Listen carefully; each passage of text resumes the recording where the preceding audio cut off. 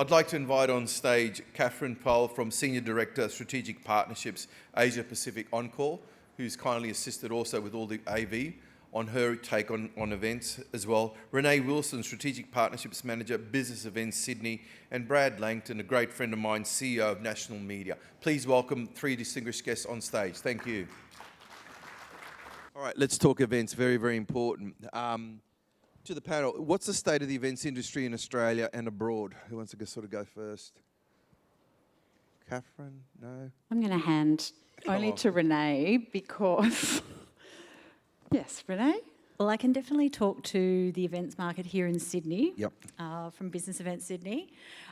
Bede, I think, mentioned earlier, business events market is extremely strong. We've got a really strong pipeline of global business events coming through to Sydney from this year right through to 2030 now. So it's a really healthy pipeline of 83 events spanning both the global association market and also the corporate incentive market. So it's strong, and 10 of those out of the 83 are over sort of estimated 4,500 delegates, so starting to get back up to those larger numbers, particularly 2025 and 2026 looking really strong.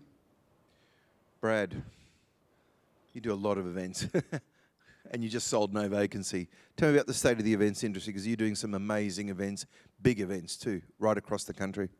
I think for clarity, if you think of MICE, we're the E, so we're exhibitions and we're privately owned. So we only run 7 events, but I think we'll hit next year about 90,000 attendees. Trade shows, so business to business. Traditionally not that attractive in the world of comparing with an international congress or something coming to market, but our trade shows are annual for sectors including interior design, architecture, fitness, workplace health and safety. So they run at the same venue around the same time every year. They attract suppliers, they attract speakers, and then obviously delegates. So I think quite often overlooked as a business opportunity in terms of winning business in this space. I can say that as an organiser that's got 90,000 attendees coming to events next year, that we don't get a lot of phone calls chasing our business at all. So yeah, the sector's healthy from our standpoint. Yeah. Katherine, you've just come back from overseas. I have. Yeah. Overseas in the sense that when we look at Asia Pacific as a region, I've just returned from Japan, and that being a potential new market entry for Encore over the course of the next 12 to 24 months, they are buoyant as a market. If I look at our business here in ANZPAC, you know, if the numbers are anything to go by, we are punching well above our 2023 budgets and you know, where we landed last year. So, you know, overall, the market is healthy, and even though we haven't seen quite the inbound events from the likes of China, where we are seeing an uplift is the inquiries that are coming through from the India market into Australia and into our other areas across Asia Pac. Okay, great. How can hoteliers use events to boost occupancy and revenue? Because there's a lot of small hoteliers here, and I mean, the whole point of the panel is really understanding that events market, what they can do, what can they do. Renee, from a Business Events Sydney, from you're not an RTO, but you know what I'm saying, like, yeah. Yes, I think that there are many players in the events ecosystem, and I think it's about leveraging relationships across the different players in that ecosystem, whether it's at a convention bureau or an expo or an event owner to professional conference organisers and ITOs. I think it's really having a strong breadth of relationships and looking at where the opportunities are from all of those key players in the ecosystem. Katherine? Certainly, I would absolutely second that notion that the wider your network is spread and the conversations that you're having across market is a great way. So when we're listening to our PCOs or our event organisers that are researching certain markets, if they have identified individual hotels or venues that to host one or two days of an event. It's then being able to make recommendations and utilise and lean into that network to then fill in the gaps. So perhaps the plenary session is held at your venue, but there might be a really unique restaurant or great F&B partnership that you have that you could expand on really what that experience is across multiple days. Yeah, Brad? This is going to sound basic, but No, that's what we want. I mean, but as I honestly, said, there's smaller hotels in here, there's big brands in if here. you went to the ICC, MCEC, every major venue's website, you can see what's coming up. If you go beyond deeper to those, there's what's happening in Sydney. There are people posting listings for all kinds of events so far in advance before a PCO is telling that to market. Often before a venue is putting it on their website too, because until you've paid a deposit on the contract, that might not happen. But thousands and thousands of events at big venues and regional venues are scattered everywhere. And there are tools now that can help you scrape those and feed them into workbooks. And if I had a salesperson in a hotel chasing that kind of business, it's what I'd be doing. Yeah, I mean, that's a really good point. That's what I'm saying, getting back to basics. And I think that's a great idea, fantastic idea. Katherine, you just came back from the IACC Meeting Room of the Future 2024. So the data is in. Data from over 375 venue partners in 16 countries. Including Australia, we have findings from the top 1% of meeting and conference rooms globally. It's a great indicator. So one of the key takeaways you said from the IACC report is the importance of experience creation and event design. Tell me a little bit about that. Because Renee sort of touched on loyalty and what Encore is doing. So In its most simplistic form, it comes back to the uncovery piece when you're working with your client or your customer. More and more, we are seeing a demand for ideation, creativity, and thinking outside the box when it comes to delivering a unique experience. IAC as itself is, an indicator for any hotel to be a premium event hosting destination, and by having that IAC recognition, denotes as such. But again, it really just comes down to thinking outside the box when you are taking a brief or meeting with a customer for the first time, really looking under the lid and to understand what their true needs are and trying to address those in a really custom and creative way. When Encore answers any particular brief or receives any type of inquiry, the first thing that we want to understand is what they want, what their vision is, and then how we can deliver that in the most custom and creative way. Yep. Renee, in terms of crafting experiences in Sydney, I mean, Vivid is an amazing event. Do you feel that the government should do more with those sort of experiences around Australia, or how can we sort of piggyback on things like that, the Vivid? Because that's an amazing event, one of many.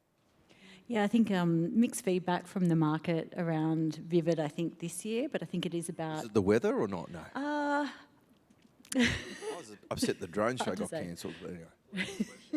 Yes, but it is about capitalising on that. You do see hoteliers creating packages and providing great creative food and beverage offerings. When we're hosting decision makers or corporate travel agents and key clients here, we've done some really great creative work with Encore just recently in hosting a familiarisation program. Those are the things that we're also looking to do to impress when we're hosting clients here, so that we're educating what Sydney and Australia can do. Brad, I'm not saying you do stock standard events. I mean, when I say, I'm saying they all look the same. Take it. No, but I mean, you're saying you do it the same venue every year, same time of year. How do you think you differentiate each sort of event, and how do you think we can do events better? Pre-May this year, we didn't have any competitors, would be my true statement. Okay. Now, I say that because the country's not big enough to have large trade shows in every sector. It just doesn't exist.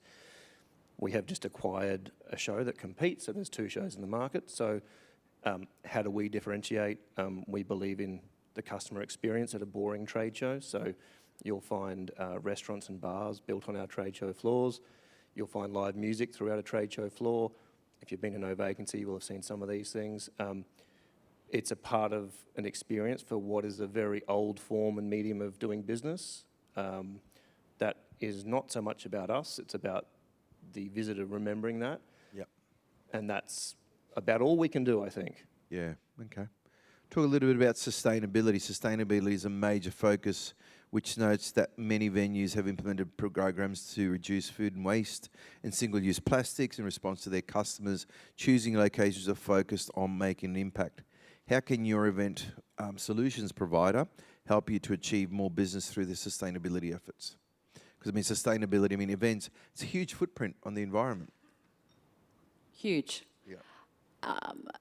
If I cast our minds back to 12 months ago when we were talking, sustainability, ESG, it was buzz 24 months ago.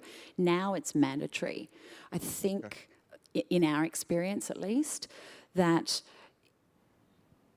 you must be able to bring, or at least ask the question to see if it is an important KPI for any of your event organisers. Certainly we've seen that. We always bring to the party, the EcoVadis. We have a bronze EcoVadis award for Encore Asia Pacific, which puts us in the top 35% of over 50,000 companies globally. Yep. It is single-use plastics is one thing, but let's think about, and no disrespect, of course, but the way that lanyards and things that could be... That's a good point. Where's my team? We're going, yeah, okay. No, right? But I see what you're saying. So more and more we want to be able to provide digital solutions that are in the handheld device of delegates, that they can obviously take away with them. And we're even looking at ways to introduce rewards and loyalty as part of that particular app or that event for year on year, and look at trying to drive future business for our event partners. Yeah. Renee? I would definitely echo that sentiment, because we've not long ago finished a piece of research with our international client base, and among the top 3 issues that they see in impacting the global business events environment amongst cost pressures, geopolitical environment, is sustainability, and it hasn't been that high previously. But I think beyond event owners, it's also the expectation of your delegates as well. And I think that there's a perceived performance gap on event owners, and I think there's probably a bigger job to do from destination point of view, event owners, and also industry supply chain around that. Brad, huge events. What are you guys doing to the whole sustainability? Because, I mean, the footprint is not necessarily on the venue, but yeah. There's lots of stakeholders. The venues are brilliant, particularly the government-owned venues. So they control the waste. They control so many efficiencies through food operations now as well. These come with costs, sometimes to us and sometimes they don't. Same with our stand-build contractors.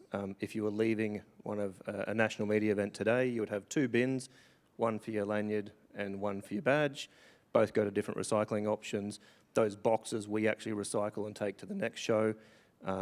Trade shows now are being, our shows, we're designing signage on fabrics and skins, which is 10 times the cost of banners to run them over 3 or 4 editions.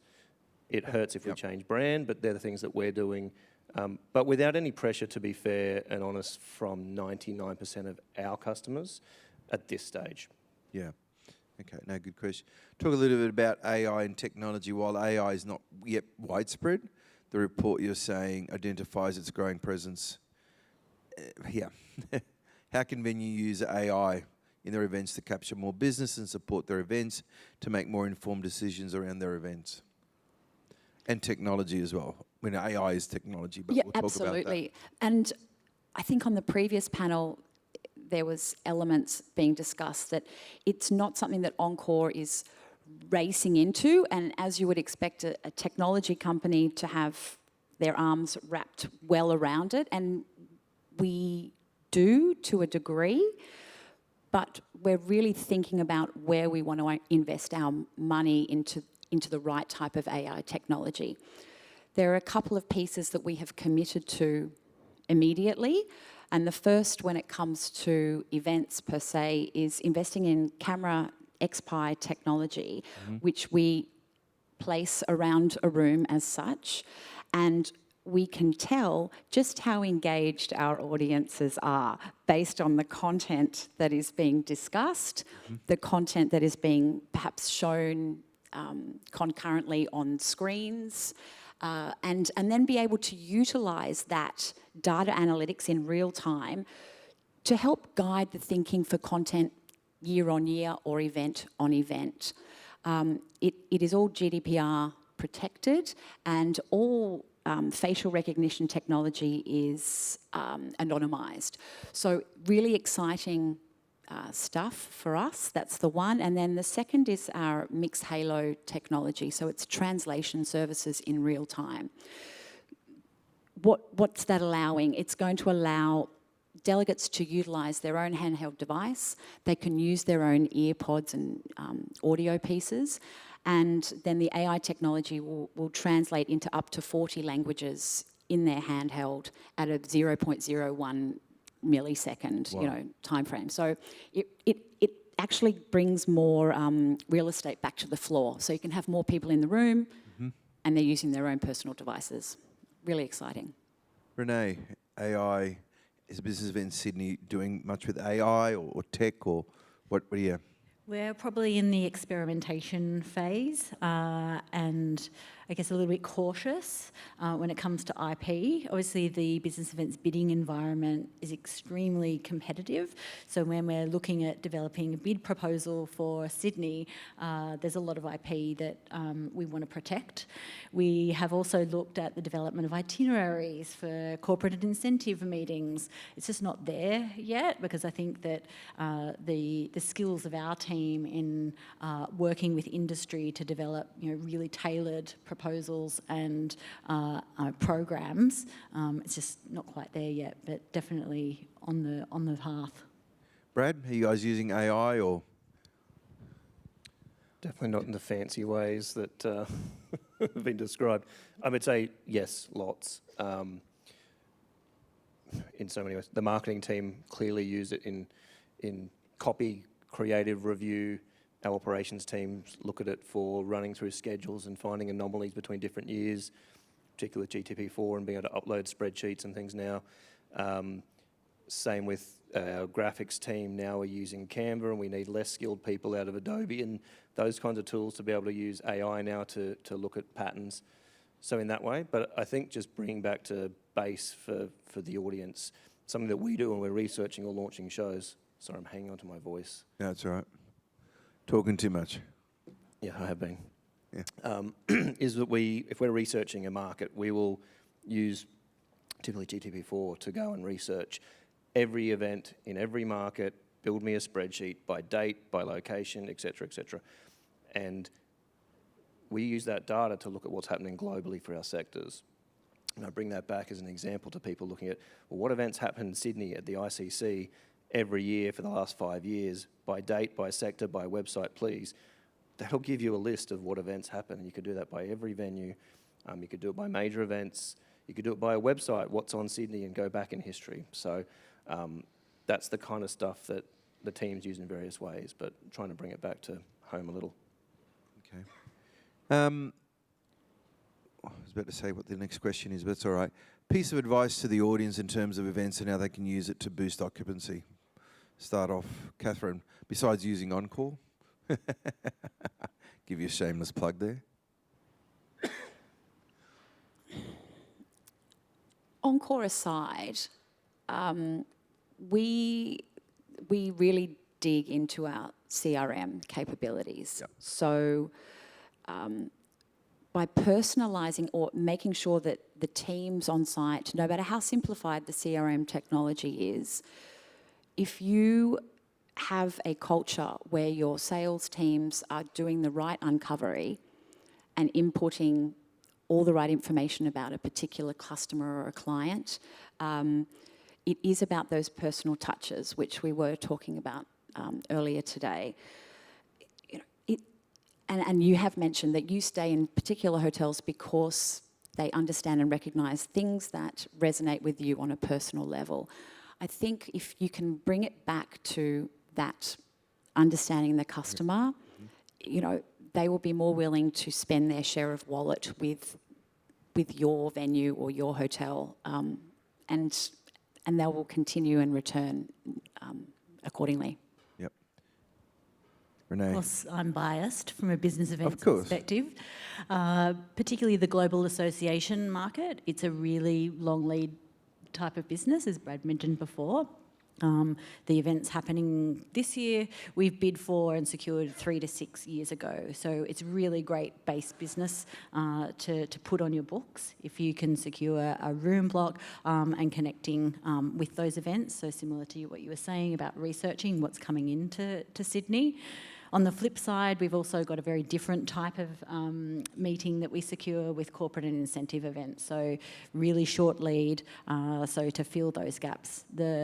The traditional time frame of us securing an incentive meeting would be, you know, bid and secure, and it would be delivered within into Sydney within a 12-month period. But we're seeing that lead time, you know, really shrink down even further to months. Yeah, it's just sort of doing the research, and as I said, looking at what events are coming up, piggyback on the back of them, contacting the organiser, maybe doing a famil and everything. So, just another quick one. We've got an event coming in next year. 4,500 space industry will come together in Sydney for the Astronautical Congress in 2025. That sort of event and the calibre of a really high yield audience also sparks side events, so side meetings, you know, social events with the sponsors, and it goes back to that research piece again. If you understand the nature of that meeting, then you might be able to tap into it through your own corporate networks locally. Brad. I'll speak to privately owned exhibitions. There's 3 parts of the market to look for business opportunity. One would be us, the organiser, and typically we'd be only looking at maybe 100 room nights between my team building a show per event and maybe some speakers. Then you've got the exhibitor database, which is, you know, a large show could be 300 to 500 exhibiting companies with 2 to 4 staff, so that's up to 2,000 more bodies. And then there's the attending audience, and so I'll use No Vacancy as an example, no longer my show. But if I was chasing, you know, and hoteliers fly in from around the country for this event, if I was wanting to pick up room nights, well, one, you could ask the organiser, hey, you know, can you put something on the contact page? Pretty tricky for a sector that has everyone in the attending room from different chains. But there's plenty of media that I think most here would be subscribed to that read that you could advertise and say, hey, book your No Vacancy econ with us. And if you take that line of thinking for those kinds of opportunities, there are some big shows with big sectors with pretty small, tight business-to-business media expense lines that I think you get really good returns from. Thank you very much. Thank you very much for being part of the panel. Thank you. Sorry. Thank you. Thank you.